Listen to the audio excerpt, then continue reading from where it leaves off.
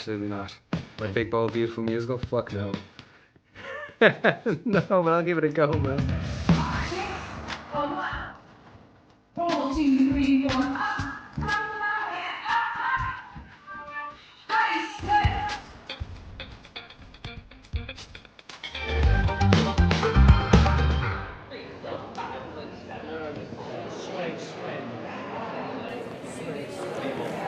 It's a crazy movie. Like, one second you're at a wedding, the next second you're in a hospital, the next second you're on a cute date, and the next second you're in a High School Musical, a full-on High School Musical with dance numbers and songs, and it's just crazy. Hello. How you feeling? Good, how you doing? Good. Good. Are you sore at all?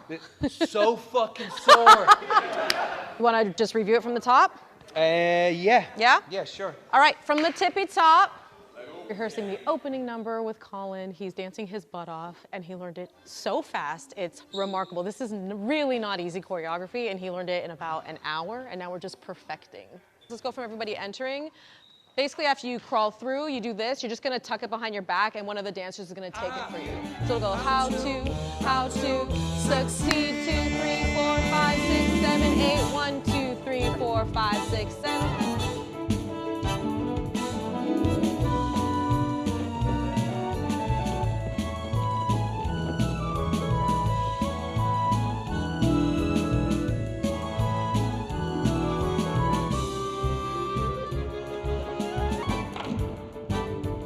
Play the rest of that time facing front and just watching what's happening. 1, 2, 3, 4, and shoom. And yes, perfect, great, love it, beautiful. Oh, I love musicals, yeah. You love musicals? Yeah, not every single one of them, but yeah. What's your favorite musical? I loved when I was a teenager, I went through a period of being obsessed with Jesus Christ Superstar. But then my brother brought me to see Rent, the original London cast, and that went in deep. And I saw Rent maybe 5 or 6 times over the preceding 3 or 4 years. So maybe I'll go with Rent. 2 cameras. Hey, Mark. I think we all sort of secretly want to make musicals, you know, because musicals can be so over the top in regard to the emotion. You know, like I will be sobbing in a musical and it might feel like the most artificial thing I experience, but that artifice is being used to connect you to real, true emotions. Wow.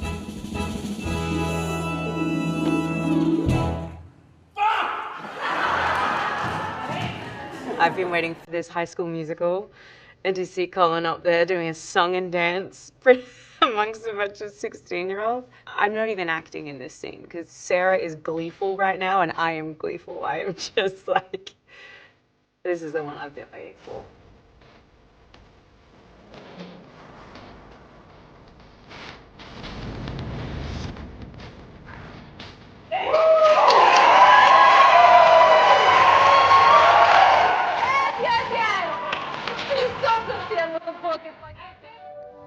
We have to go through it.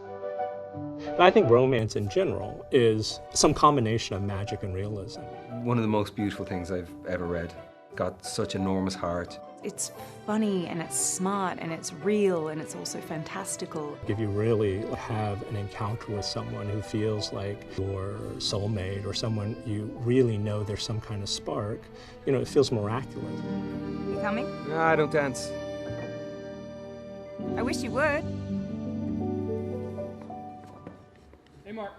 Do you want the GPS? You want the GPS, David? I mean, I think first it was really one of the most original scripts that I'd read in a long time. You know, there was something so playful and fun about it. Sure. Fuck yeah! Fuck yeah! Fuck yeah! Fuck yeah! Fuck yeah! Hey, what's this all about? Proceed to the root. There are all of these like wonderful twists and turns and you just don't want to stop reading it and it just gets deeper and deeper. Yeah, you know the bit in Born Identity where Jason Bourne realizes that he can be an assassin without remembering that he's actually an assassin. What's Jason Bourne? You know, what ended up being so funny and light and surprising just became so deeply moving. You know, by the end I was just so moved by it and the possibilities of this story world. I'm running late. Are you really going to this wedding alone? Yeah, Mom. Where's David at the beginning? He's lost, he's fine with being lost, but he's quite a ways away from any kind of real contentment or any kind of real joy in his life. And then he goes to this wedding at the start of the film and he meets Sarah and everything changes. We finally look over and see each other, and I think it's just a life-altering moment, knowing that you've just locked eyes with someone who's going to be playing a huge part in your life. I think she's thinking either that's the love of my life or the person who absolutely destroys me. Probably both. No matter how this plays out, it probably ends in me hurting you. What if I hurt you? I won't let you. For Sarah, she's terrified of being hurt and making herself vulnerable, and she's for years and years and years just built up emotional armor, and I think she's done such a good job at avoiding being hurt that now she's found herself to be the person who hurts people, and she doesn't like that either. I think they almost immediately recognize this person, not that because they know them, but because that person is sort of a reflection of who they are at that moment. There's two people who, on the surface, are beautiful and seem like love would be easy for them, but they both have sort of become cynical and pessimistic about that possibility. When they go through a door, they're both going through that door. And so either they're confronting something that they did or experienced, or they're witnessing the other person confront something they did. And I think that's so crucial to the love story, because not only are they accepting things about themselves and learning to heal because of that, they're accepting things about the other person, which inevitably means they can love that person wholly, completely, truly love that person, because they have kind of seen the sides of them that normally you wouldn't show to the person that you're falling in love with. I'm secretly a dork. You're secretly a dork. Not so secret. Yeah, not anymore. Margot and Colin, it was just immediate, their ability, and not just on a superficial level of chemistry, but really in a deep, soulful level of chemistry, of two people who I think navigate the world in very similar ways. They share a lot of the same humor, and they were so game for everything. I think day one, they're on the ground, like playing out the post-crash scene.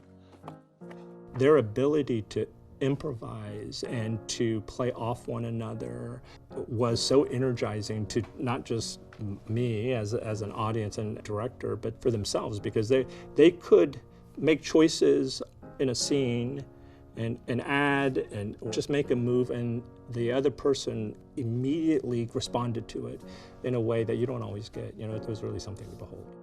I'm horrible. Not even close. Then you don't know me very well. You're actually not. You're magic. You're a lovely, formidable force. That's what you are. I just look at Margot and I'm open to her, and I go off her, and I'm just there in space with her for these brief and incredibly full moments in front of camera. She's just a joy. She's just extraordinary. I should take my breath away. Her talent is mind-boggling, really. And I've never worked with anyone who's just more generous, more decent. We've gotten so used to it just being the two of us in a car so often that actually when we're out and with a ton of other people, it's really fun and exciting. And then after a few days, we're we want to be back in the Saturn. We just want to be back in our little bubble. So there's something inherently romantic about Colin as well. He's really a poet at heart. I just knew he could embody someone who's experienced all the textures of life, but is still really romantic and a poet. When I was a kid, 6 or 7, they made us do a picture in school of what we thought the future would look like. And I drew a picture of me with a bow tie and a top hat. 3 kids. That's all I wanted, was to be a dad and be married. I swear to God. It's just about people who are trying to figure out the path, to maybe some contentment and maybe joy and maybe love. It's so magical and it's so disarming and romantic. And I just have been looking for a love story for so long, like a big, big love story where the love story is the main story. I could do one more, Dora. Do you want to go on a big, bold, beautiful journey? Kogonada is he's so brilliant and he's such a genius and he's so lovely. The whole experience was just absolute magic every single day. My car won't start. It's a combination of Kogonada, it's the material, it's, I think, people wanting to be part of something special. He's all the things you want in the person that you're going to follow in a big, beautiful journey like making a movie. What really sparked for me when I read the script was how playful everything felt. And even though they go through really emotional moments, there's a spirit of play in it. Like in some ways, to get through the baggage of their lives, they have to play it out. Kogonada, he is the most kind, compassionate, gentle soul. He has such a command of the crew because I think everybody just, cares about him and his sort of kindness. The idea of working with Kay again was just very exciting for me. I was directed by him on a film called After Yang that he had adapted from a short story, and I'd had a beautiful time working with him. He's just so wonderful. He's so smart, and he's such a cinephile, but he just has a deep love for it. Like, it really means a lot to him. His wealth of knowledge about films and filmmakers is insane. What he notices about films and what he notices about filmmakers, it's clearly so additive to who he is as a director now. He gives very little direction. The direction he gives is so specific to you as an actor, but he gives very little. There's such a joy in the revelations that can take place when you go to work sometimes and you don't know what's going to happen next. He's creative and he's fluid and all these kind of things, but at the same time, he knows what he's doing. He's got a handle on all of it. He knows what it's going to be. I love a visual spectacle, and we've got the magical realism elements in this film. I wanted to not be in front of like a green screen, and I really wanted to avoid a heavily VFX kind of world. And Benjamin Loeb is someone I worked with in my last film. I always tell him to watch these certain films, and of course, we share a lot of the same sensibilities. Then I started telling about anime, like, can we bring that spirit into a film like this? And he got really excited about that. And then Katie Byron, our production designer, very much, of that spirit and loves anime. What is that? At the start when we were in rehearsal, myself and Margot and Kay, and I was saying, do we as characters reference how strange it is and that it's otherworldly and unnatural and magical and all this? And we're kind of like, no, we just gotta go for it. These characters they're at such a stage of desperation that they actually just go with what's presented to them. They're not sitting there being like, oh, what's happening? Why is my GPS talking to me? And they're not picking at the threads of what's happening. They're going on this journey. They're kind of really succumbing to it and really throwing themselves into it. I think she and he know they need this. When their GPS says, do you want to go on a big, bold, beautiful journey? It's like, yes, I have to, I need to, something needs to change in my life. Should we be trusting the GPS? I have nothing to lose. Me neither. My agent called and said there's this brilliant script and Colin Farrell's doing it. And I've been wanting to work with Colin for so long, and I was like, okay, let me read it. And I read it, and it was just undeniable. I couldn't let that opportunity pass me by. It was just the most brilliant script and hit me on so many levels. I couldn't say no to it. So we gave it to Margot, and I can honestly say 30 years doing this, it was the fastest yes of any project I've ever been involved. I think we gave it to her on a Tuesday, and Friday she was in. Colin he has a beautiful body of work, and it's varied, and we've seen him do a lot of things, but I've never seen him do so many different things within one role.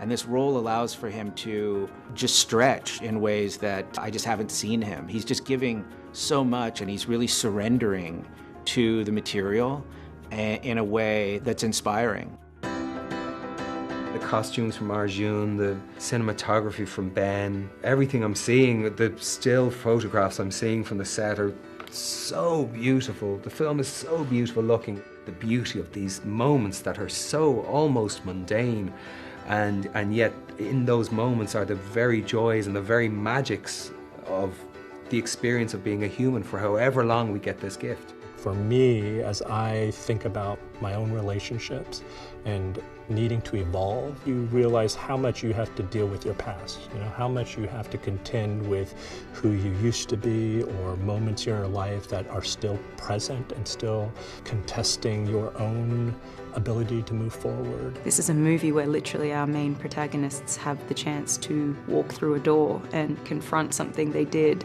that they might not have liked about themselves at the time, and really sit in that, and in some cases even right some wrongs. I think a great movie should be so many things, or, the way life is.